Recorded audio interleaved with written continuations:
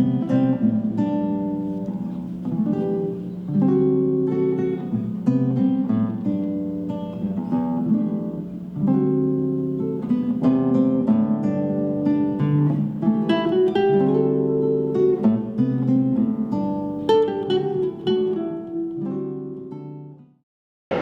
afternoon, everyone. Good afternoon. We're going to go ahead and get started. So, first of all, let me just say thank you and welcome to coming to the Smart Museum this afternoon. We are going to have an incredible gallery discussion. For those of you that may not know, my name is Dorian Nash. I am the project coordinator here at the Smart Museum, and I work as I work as a project coordinator. I've been doing so for almost the past 2 years. I know oftentimes when we have these types of discussions, you're used to seeing our esteemed Deputy Director, Mr. Michael Cristiano, who happens to be right there. Feel free to clap if you want to. But I have the great privilege and honor to moderate this afternoon's discussion. So I want to make sure that I don't forget anyone. So I have some cards here because, as I mentioned before, we will be having a discussion with 3 collectors and 3 artists. And before I even begin to try to introduce everyone, if I took the time to announce all of their accolades and all of their accomplishments, the hour would expire. So please know that sitting before you, we have quite a collective of accomplished artists and collectors that have been doing so for quite some time, that have added to the diaspora and to our culture as well, to our American and African American culture. So without further ado, I'm going to take a seat.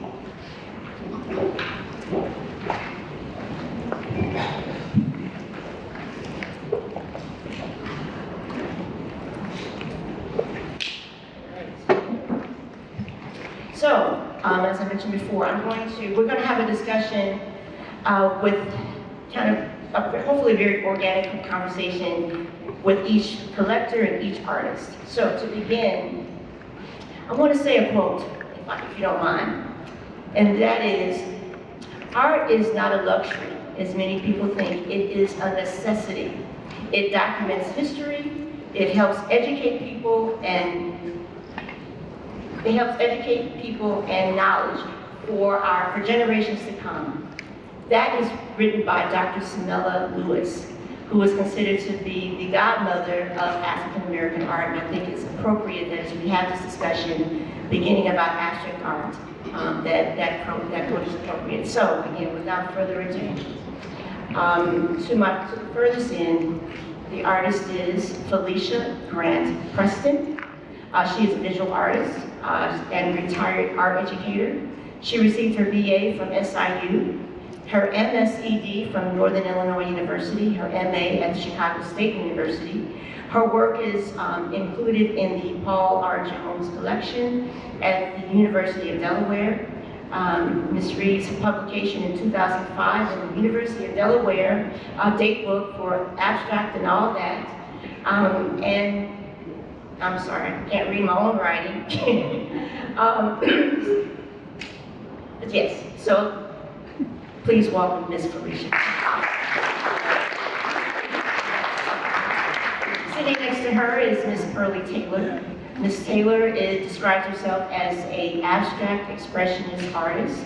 Her influences range from Jackson Pollock to Edward Dempsey. She studied by studying their approach to art, it made her her ability to create non-representational expression.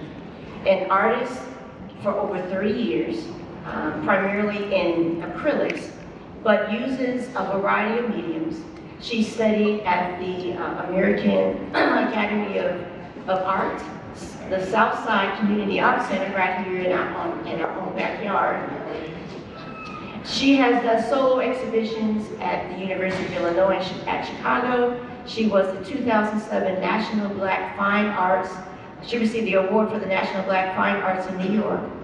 Her works are collected around the country and exhibited internationally. In 2005, she received the African American Alliance of the Arts for Excellence in Abstract Arts. Please welcome Ms. Pearlie Taylor.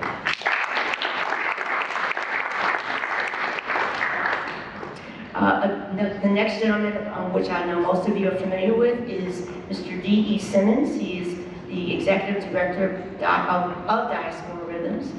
He defines his collection as figurative imagery providing strong influences of our time. Mr. Simmons began collecting to provide a perspective of his place in the world and at home due to the lack of his people's visibility in day-to-day media and American culture. Please welcome Mr. D.E. Simmons. I might add that we are waiting for one other panelist, and if he shows and is able to still come, we'll add him, and I'll certainly introduce him at the appropriate time. The next on our list is Mr. G.L. Smothers. He began painting as a private pastime at Kent State University. His career began in interior design, and all the while he continued to paint privately. But 1994 marks the year that he decided to pursue art full-time. Over the past 25 years, he has exhibited his work in local and national venues, at the Museum of Science and Industry, the University of Illinois, African American Cultural Center, Jordan Evans Institute. Please welcome Mr. G.L. Spann. And last but certainly not least, we have with us Ms. Gail E. Spann, who is an art collector. Ms. Spann has always been attracted to color, and she says, as she graduated from college, she went from collecting posters. I know I collected my fair share.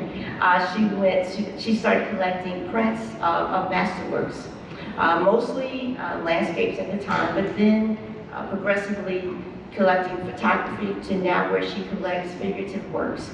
She describes her collection as eclectic. Please welcome Ms. Gail E. Spann.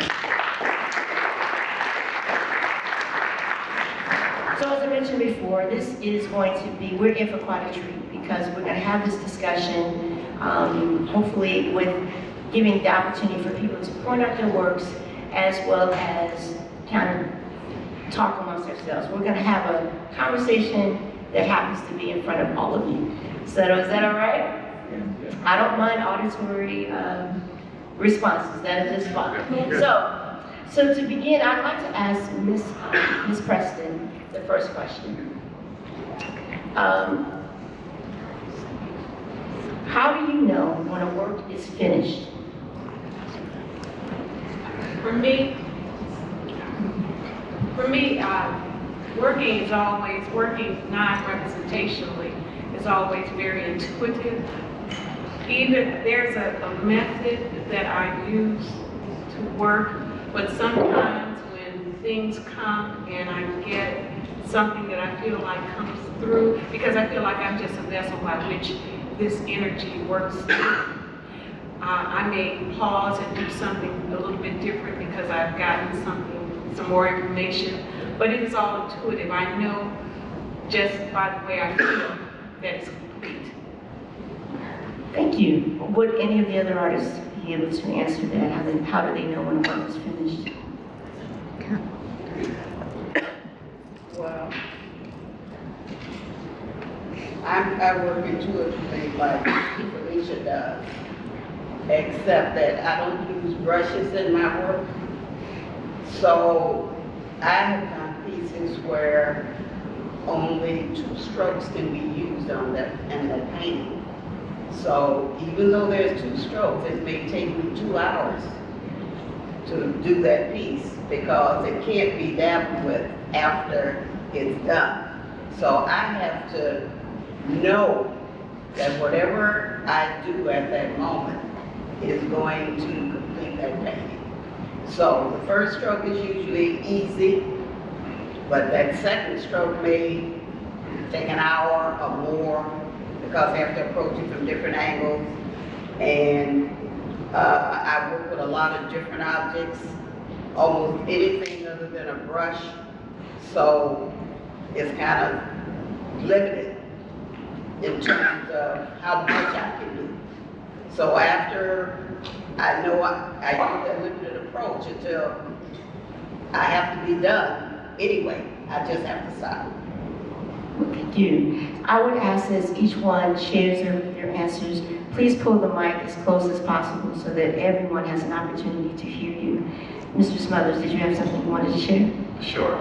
I believe that I come from a sort of design background, so I approach paintings like a project.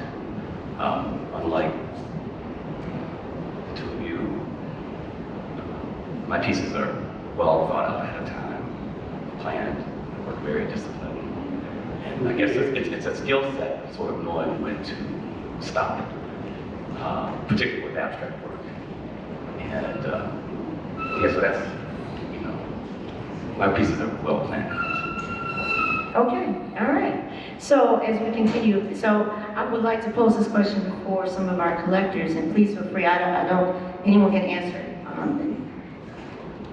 So that question would be, I'm sorry, I got too many notes here, y'all. What advice would you give to people just starting their collection? No pressure.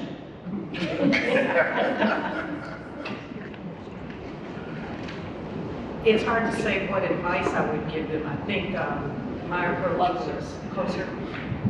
approach was just to buy what you like. Yeah. I mean, that's as simple as it gets. Whatever attracts you, be it figurative or abstract, color, black and white, because everybody's taste is different. That's a hard question. I don't know if anybody else has any different advice. I do. Of course. I think one of the benefits of our organization, Diasporal Rhythms, is that we learn from each other as collectors.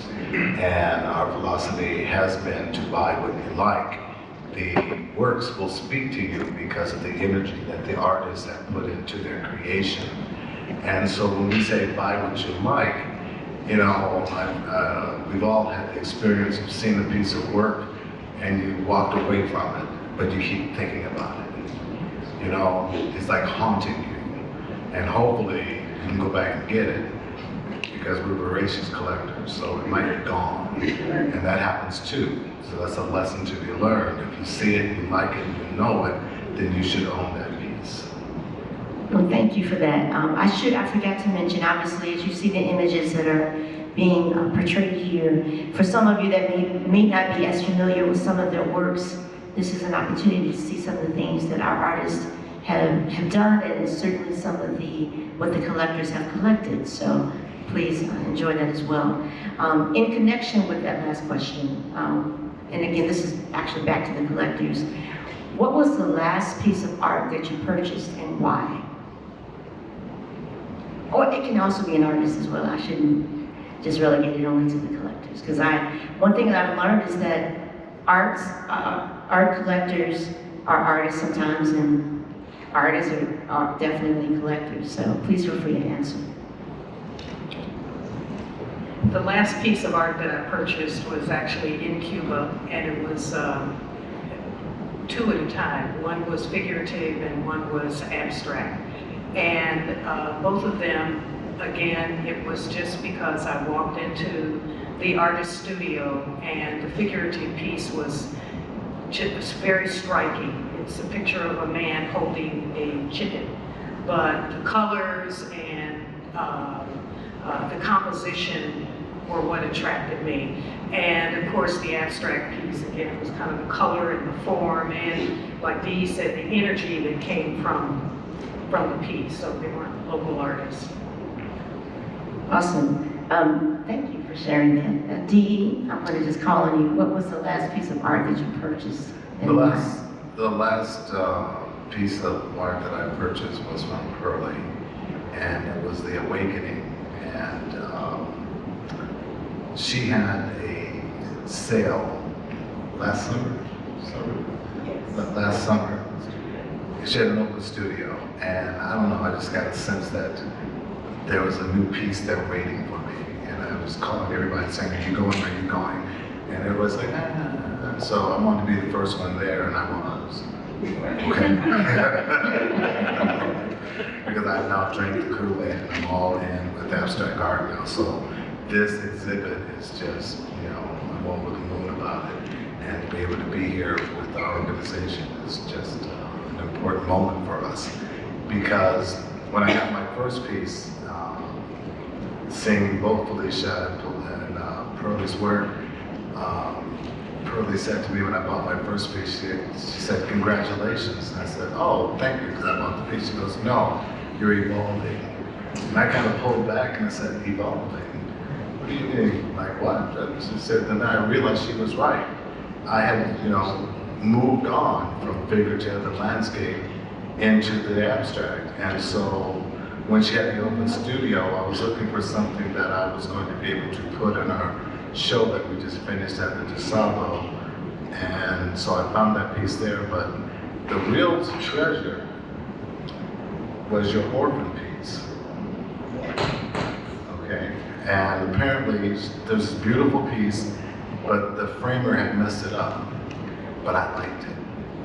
And so when we came to install it at the house, we sat in the living room and we just enjoyed that piece. And then she was able to appreciate what I saw in the work. And, you know, and that's the connection between the collector and the artist. She said she created and saw it one way, and I received it in another. Awesome. Well, as many of you noticed, Mr. Parker has just entered the building and sat down with us. Mr. Parker, if you would describe for the people, describing yourself as a collector, what would you want to share with the people as you know, being a collector? Well, probably that I've been doing it. If you can pull that a little bit closer, please. That I've been doing it a long time. Probably close to 50 years. Wow. Going back and forth from Chicago to my home in New Jersey and going to New York to see a lot of artists that I met along the way. Awesome, awesome. Thank you for sharing. So as we continue this discussion, Pearlie, I have a question for you. Your art is amazing. Well, all of your art is amazing. You use a lot of color. What inspires you for your art? Where do you get your inspiration for your art? No, really, I don't have to be inspired. It took me so many years to get Come a little closer. It took me so many years to get to a point where I had time to paint until it was just like a blessing and a gift to be able to get up every day and be able to paint. So I can just stand before a canvas and the first drop of paint takes me to another world because I always paint on the floor. So once I wet the canvas, drop just a bit of paint in there and watch the paint start to spread, that's it for me. I don't have to know anything else because the first color asks for another color and so forth and so on. The painting guides me more than I guide it. I try not to have any kind of ideas about what's going to happen next, and that keeps me free. That is awesome. So as we're discussing abstract art, I'd like to hear from GL as well as from Felicia. On that note, when we're talking about abstract art, what has, you know, what is your method or your methodology when you're creating the abstract? So for me, the point of inspiration comes probably through like a rigorous routine of sketching. By the time I get to the canvas or whatever surface I'm working on, I've already pretty much mapped out what I'm going to do. Now there's room for improvisation, but I'm a planner when it comes to how I exercise my creativity. Mm-hmm. And I think that's because I've come from such a strong design background. My approach is a lot of theme and variation, working out visual problems, and I get inspired by everything from architecture, fashion, product design, graphic design, photography. So I see the world as very different, and that impacts his abstract outcomes. Awesome, awesome. Felicia, same question. I was traditionally trained as a child. I drew all the time, and of course in school they teach you drawing, painting, but it's all representational. And the first time I stepped outside from representational work to do a painting for a class, my instructor said, well, you know, that's just palette knife painting. So he really put it down. So I went back to the traditional way of painting. And as I started showing my work years later, I was still doing a lot of representational work. Then a friend came by my house and saw a piece of non-representational work and said, oh, this is really nice. Why don't you do that? And I told him about the story that, you know, from the instructor. And he says, well, but you're not in school anymore.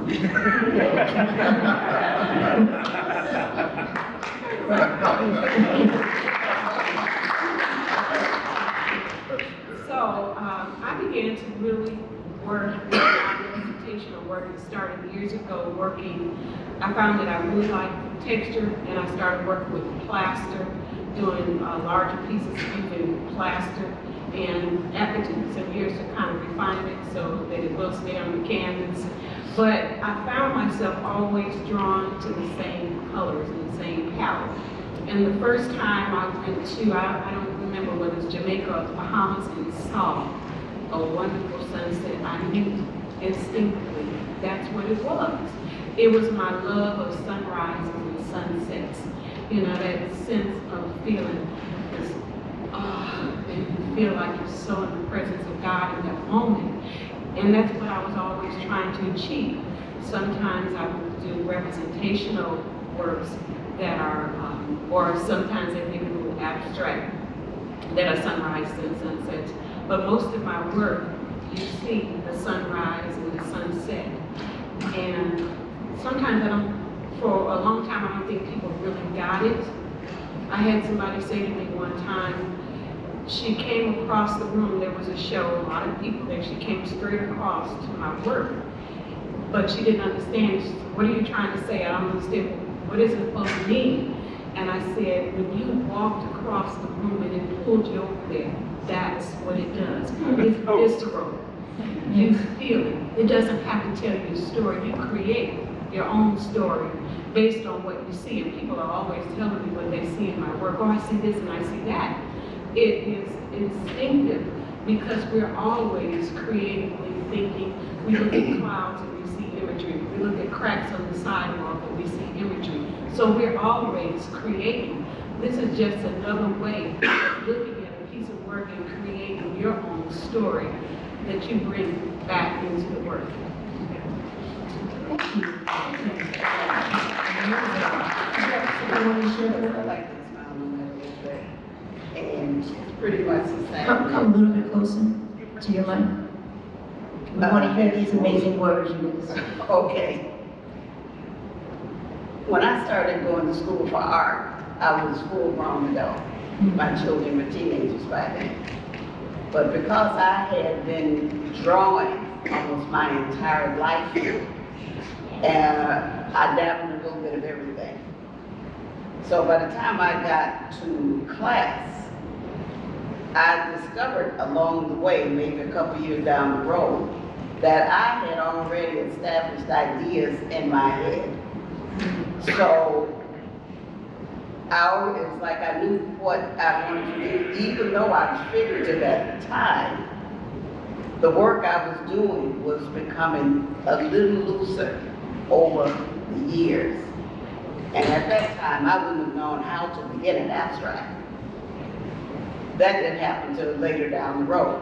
But what the schooling did for me was give me perspective and legitimize the fact that I was a true artist, because I never heard it until then. So, you know, art is, as she says, exactly what the viewer sees it to be. not so much as it is what I say it is. Right, awesome. As a follow-up to that, and I'm speaking to the artist now, and Gail, I'd like you to answer first.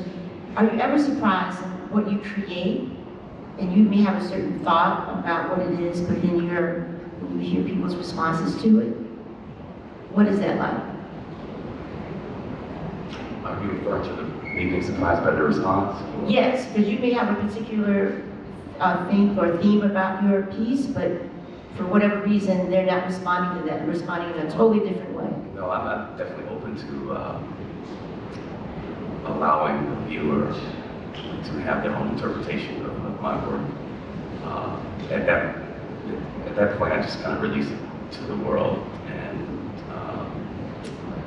I have had some surprising comments, though. One in particular that has haunted me for a long time. It's probably because of my ego. But this woman said that she saw one of my pieces. She said that would terrify children. That was one. And then occasionally we'll get my son can do that or whatever.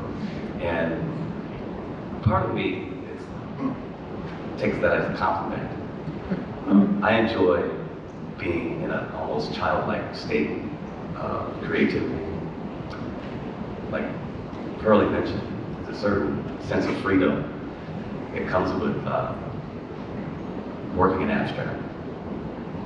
Although we have very different approaches, that sense of freedom is what keeps me pursuing this as a career.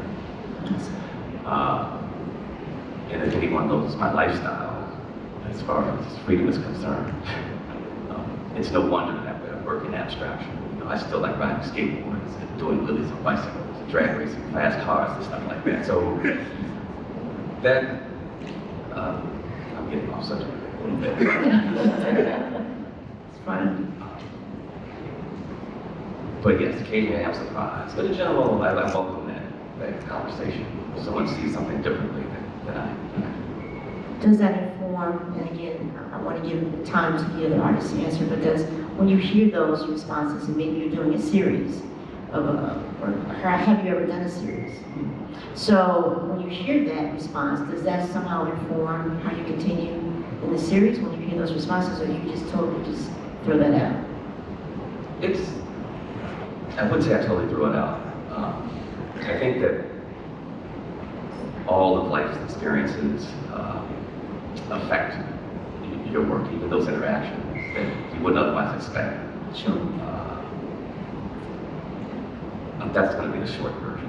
Yeah, because I could probably ramble on and on about that particular. Certainly. So either Pearlie or Felicia, if you wanted to respond to that as well.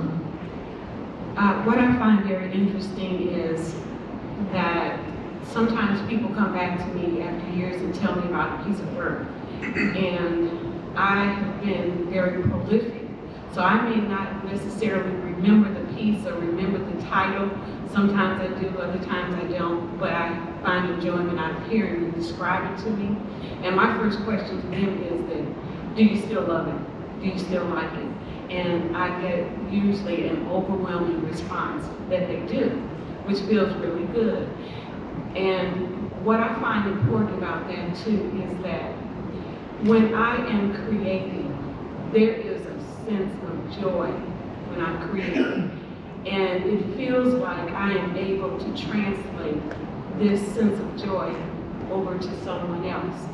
And also as a collector, I tell people, going back to one of the questions that was asked before, what makes you decide on a piece of work? Why would you purchase? I find that often when people collect, sometimes there's a group of collectors that collect because they think the person's work might be valuable later on. And then there's a group that you're just moved by the work itself. And what I tell people often, if you purchase work that you love, you can't lose because you'll always love it. And if the artist's work increases in value, then that's a bonus if you love it. And I say, think about this. If you believe that we are all made of energy, that there's energy all over the universe. And artists are putting that passionate energy into their work. And behind it is passion, love, and all of that. And all of that is emanating from your walls. If you notice, if you're a collector, there is a sense of peace that you have in your home because you have all of this wonderful, loving, passionate energy emanating from your walls. And it does make a difference, and people do feel it when they come in your space. I think all of us will concur with that. Thank you for sharing that. Y'all can clap on that if y'all want to. So this question is more to our collectors, and that would be, why is abstract art important to you? I'm going to begin with you. I'll begin with James, if that's okay. Pull the mic. Pull mic down. Thanks. Well, I should tell you the genesis of my collecting. It started probably when I was about 6 or 7 years old. My mom worked for a doctor who gave her a Rembrandt print. I don't know what edition, what it was. But anyway, sadly, our father took it to a pawn shop, and we tried to follow them, but there was no print to be found. I had a major in art, and possibly that could have been a part of the reason. But more importantly, I found a relationship with artists, and it was during that time that I was in college at Hampton. And it was, we had the banjo lesson, which was a standard that was in the university. It was instituted when I went there. And I was an architect major for 2 years, and then switched over to art. But during that process, I got to meet a lot of people who were actually practicing art and who were professionals, and met them and liked their work. They in turn would give a piece to me. But it was in New York that I met Bob Blackburn, who was a major printmaker in New York City. And when I'd go home, I'd always go to the printmaker's workshop. And this is probably something that I should say, that abstract art is not restricted to just paintings, sculpture, as you see the one by Mel Edwards on the floor. But Bob was a master printer, and he would help artists who were painters but were not printmakers. And the master printer helps the artists make their work into edition through the medium of printmaking. It can be woodcut, vinyl, lithograph. But anyway, he was an expert and invited many artists who couldn't afford to come to the printmaker's workshop. And that's where it started. And I started collecting prints when I was in Japan. I taught in Yokosuka, Japan, after I had worked in Gary, Indiana for about 4 years. And there I met printmakers who were working in abstract mode. I don't know if you talked about abstraction, but there's a long history of it. And the people that I met were mostly involved with abstractions, particularly the Japanese. But when I came back to stateside in Chicago, I found that there were very few people practicing that. So there goes the Japanese collection. But I met living treasures. these were living artists who were recognized by the Japanese government to be living treasures. And I met people from the free speech movement who took me to a plotter who was a living treasure. And when I came back to the Midwest, I said, there must be living treasures here, unknown. And so I started looking, and sure enough, there were many people who had gone to the School of the Art Institute and were working in abstraction, basically figurative. But of course, that was superseded by the figurative artists who were here. And I think the Art Institute was probably the premier art school, but many artists came here and left because they found that it was more advantageous because there were more galleries, more museums, and the opportunity for hopefully creating a life for themselves as artists. Thank you for that very brief answer. No, I'm just joking. I wanted to have the opportunity, and again, thank you very much. I want to have the opportunity for the other collectors to answer that as well, as why abstract art is important to you. D.E. Well, I'm new to it, so the importance of it for me is that I've seen it all along my journey as a collector, but I didn't get it. You know, I would look at it and kind of like the comments you were getting, like, oh, I could do that. You know, but then, you know, you really can't. And I think, you know, Pearlie was on point when she said I had evolved, because when you're ready to learn something, a teacher comes. You know, you're ready to expand your portfolio, your collection, I believe the artist comes.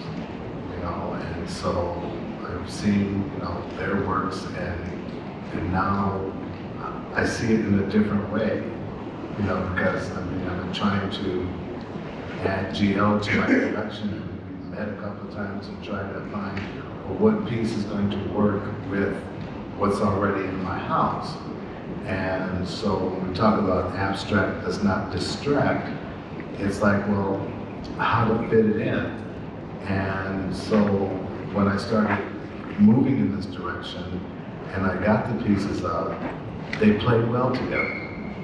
So when I was thinking about the integration of the works into my collection, I was overthinking it.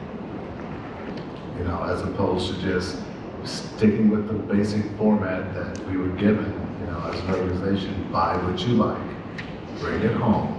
The art will tell you where it's supposed to be. There you go. I'm really glad to hear that DE is moving towards abstraction.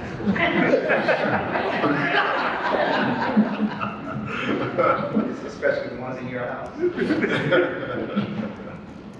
Yeah, I wanted to give you the opportunity to answer that. Okay, to answer the question, Why is abstract art important to you? Actually, abstract was my first love, first of all, and secondly, because I'm not necessarily a creating person myself. Abstract allows, that's my creation, because like Felicia was saying, I can pull a story out of a piece of art, just because it lends itself to that. The artist hasn't told us what to think about the piece. I get to tell my own story with it. And interestingly, I have a number of pieces that from time to time have changed their position. The artist may have created the piece vertically and I hang it horizontally. That's my creativity, because I see it hanging that way. I see the story coming out of it that way. But I think that's why it's important to me, because it does allow me that flexibility and creativity. Awesome. Thank you for sharing. I want to backtrack for a moment because I didn't have the opportunity for the artists to answer the other two, for Pearlie and Felicia to answer. Have they ever been surprised by people's responses to their art. So I wanted to give you an opportunity to speak to that. Pearlie, you can start. Yes, I have. I've been told that their children can do that. Because the person told they don't see anything in the work, they don't see any value in the work, and because they don't understand the work, they pass that on to whoever else is, they try to pass it on to whoever else is listening. But they would be hard pressed to get their kid to come up with a piece like that, or to even try it themselves. Because most abstract work is made up of a lot of layers. Yes. Over time. And it takes a while for us to see something that will allow us to let it go at that point. I created a piece once where, to finish up the piece, I just picked up a handful of paint and I threw it at the painting. For me, that was just pure joy. But one of the statements I received about the piece, now the piece ended up being very popular, I didn't have it very long, was that they didn't understand why I would mess up that painting with that art, with that paint that I threw in the center. But that paint in the center, to me, absolutely just brought it alive. So having somebody tell me that their kids can do it, it really doesn't bother me at all. What it does is open the conversation about the piece. And as long as you can talk about art or open a discussion about art, they don't have to like it. It's good. Art needs to be discussed and debated, you know. Yes, yes. Thank you. I actually did answer the question, but I have something else to say about it because something came up when Pearlie was talking. I did a show one time where there were, multiple artists in the room, and there was a family that was coming by, and the younger daughter from the family, they walked past, and she said, "Oh, that's just paint." Because obviously they did not understand it. But one of the things that I recognize as a teacher, because for many years, a lot of people did not like, my work would get passed over a lot because it was non-representational or abstract. And so I kind of was trying to combine representational imagery along with the color in a different way to get people's attention. And I finally said, I just have to do what pleases me. But during that time, I was working with high school students, and we were working on a large mural. And I had them to draw images, because it was a multicultural school, images of different people of different cultures into the work. Now I could teach them to draw. And then I textured the background, and I was going to do the background in color. So I put texture on boards and let them play around with it. And what they did was create mud, what I call mud. Either they were getting grays or browns. And that's when I really realized that most people think it comes easily. It doesn't come that easily. You have to have a certain affinity for how you mix the paint in order to get it not to turn into mud, like I said, what I consider a brown or gray, and that's what they were getting. So in the long run, I ended up having to do the background myself because they just couldn't do it. Thank you, thank you. I want to backtrack for just a moment to Pearlie's answer when you said, when you hear people saying, for all of you that have said, when people say, well, my kid can do that. And you made a statement, they would be hard pressed to repeat the type of work that you do, and I would totally agree, and I'm sure everyone in this room would agree. When you hear those types of statements though, does it motivate you to do even more work? or, and again, I know you mentioned that it creates a conversation, but does it motivate you in other ways in terms of when you're creating art? No. Well, there you have it. That's because I have an obligation to do what I do. And I already know that everyone is not going, it's just not for everyone. So I'd rather focus on the people who will enjoy it, get something from it, or who want to engage me with conversation about the piece. So the ones who don't get it, they just don't get it, and it's okay. There you go. But they get it eventually. Yes, they do get it. Did you want to speak to that? Well, I often think about abstract art in the sense of, it's like it can be, not in all cases, but an acquired taste. It does take, at least for me, it took a lot of learning, experimenting, and growth, and developing like a visual palette to kind of understand and allow yourself to be sensitive to more conceptual work. It's just like any other thing. The more you exercise a certain muscle, it strengthens. And so, from a visual perspective, and even, I guess, intellectually, because some abstract work can be highly conceptual, and you just kind of have to really be open-minded, train your mind and your mind's eye to be receptive to certain aesthetics. Yes, yes. Thank you, thank you. My next question again, I want to speak to the artist, but again, you may be able to, as collectors, speak to this as well, but what has been your greatest failure in your art that has proven to be actually a tremendous success?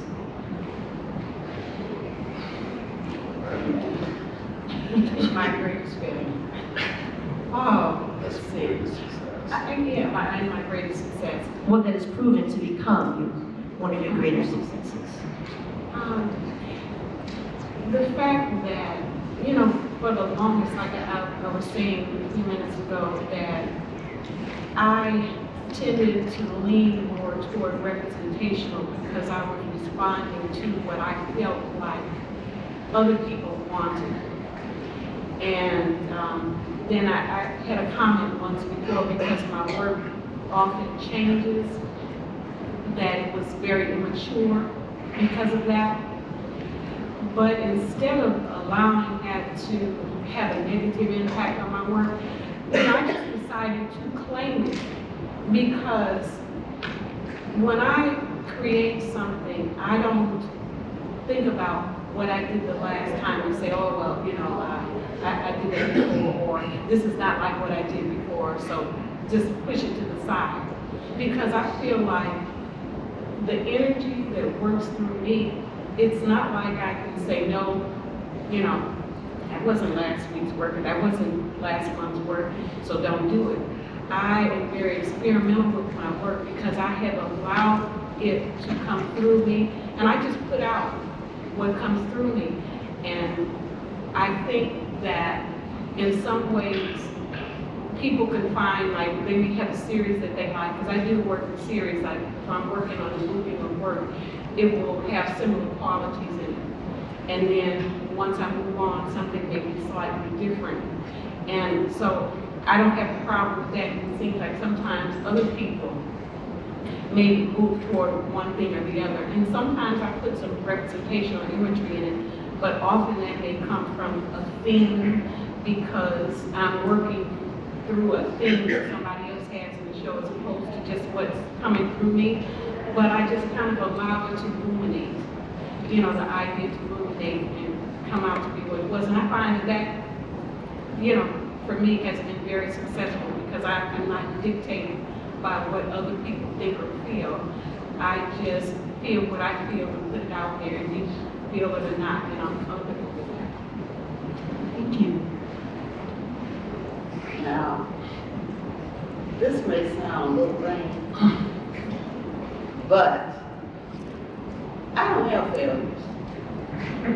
Okay. My mind tells me that wherever that paint hit that canvas, it's right. And I've always felt that way. That was where it was supposed to go. It's right. So that's just where I am with that. And it could be because it took me, well, I've only been painting professionally about 20 years. So because it took me so long, and it's just my life now, and I'm at the point where I love painting, I love for people to like my work, but I got to do this anyway. So that's just the way I feel about that. Wherever that paint hits that canvas, it's right. Now, my greatest successes has turned out to be what I use brooms to paint, which is what I'm doing currently.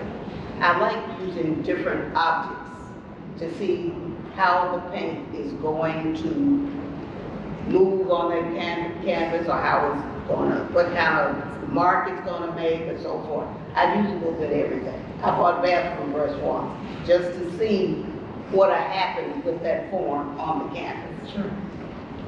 Well, when I started using the broom on the canvas, I had the broom standing there, I had the mop, I had a dustpan, I had all sorts of things.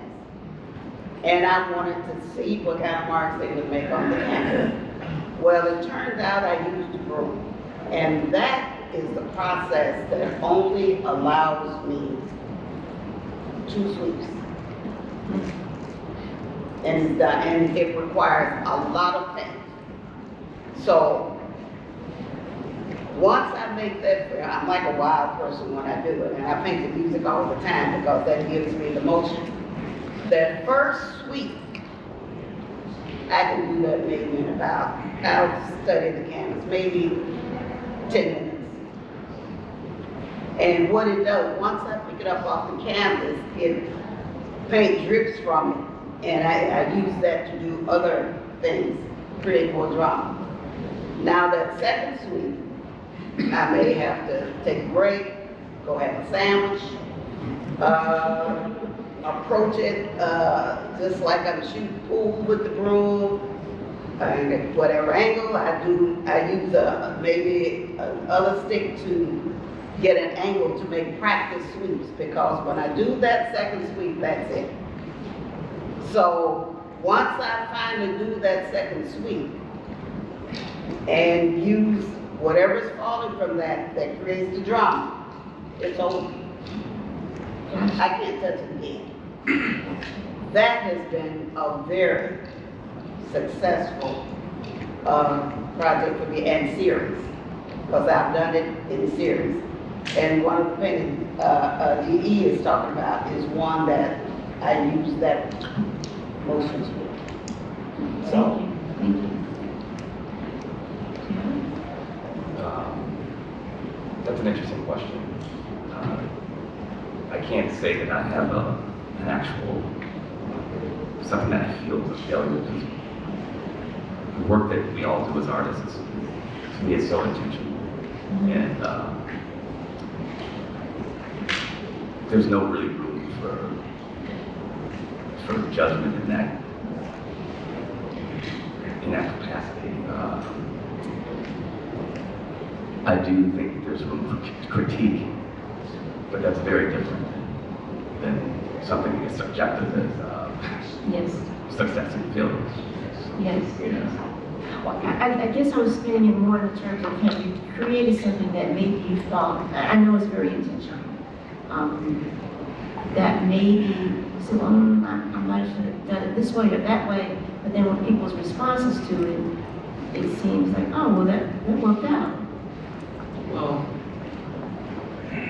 I have had pieces that I've revisited over the course of years, but it wasn't necessarily based on other people's response. I think it was more so, it's my piece. I can work on it for many years if I choose. But again, the success, failure aspect to me is there's so much room for opinions in that regard. Certainly. Well, I knew that was a loaded question when I asked it, so, sure, certainly. I have purchased works from artists where the piece was, say, in the back of the pile. Because the artist decided it didn't turn out the way they wanted it to. They weren't particularly happy with it. And I loved it, so I purchased it. I've taken it home, I framed it, and put it on the wall, and the artist saw it later and said, I never saw it that way. So it's just a matter of how they're looking at the work at the time. And I wouldn't necessarily call that a failure, it's just that it didn't turn out the way they wanted it to. Certainly. Thank you for sharing that. This question, what do you consider habits to help or hinder your creativity? And again, that's an open question to any artist.